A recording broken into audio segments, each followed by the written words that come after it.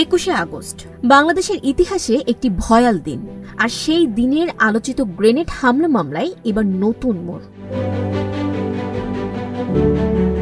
বহুল আলোচিত 21 August grenade হামলা মামলায় খালাস পাওয়া সব আসামির বিরুদ্ধে আপিলের শুনানি অনুষ্ঠিত হবে এই বৃহস্পতিবার 17 জুলাই। আপিল বিভাগে এই শুনানির দিন ধার্য করেছেন প্রধান বিচারপতি ডক্টর সৈয়দ রেফাত আহমেদের নেতৃত্বাধীন 5 বিচারপতির বেঞ্চ।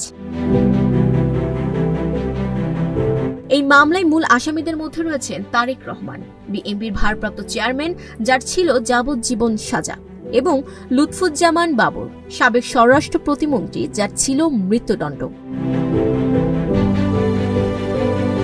আদালতে বিএনপির পক্ষে ছিলেন ব্যারিস্টার জমির উদ্দিন সরকার, জয়নুল আবেদিন, মাহবুব উদ্দিন খোকন সহ শীর্ষ আইনজীবীরা, আর রাষ্ট্রপক্ষে শুনানি করছেন অ্যাটর্নি জেনারেল মোহাম্মদ আসাদুজ্জামান। পেছনে ফিরে দেখি 2024 সালের 12 জানুয়ারি হাইকোর্টের এক রায়ে তারেক রহমান, বাবর সহ সব আসামিকে খালাস দেওয়া হয়।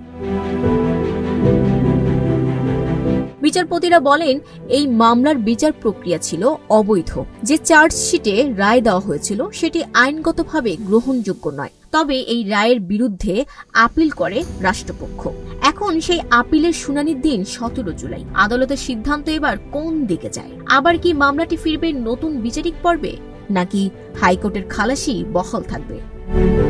News desk, news flash 71।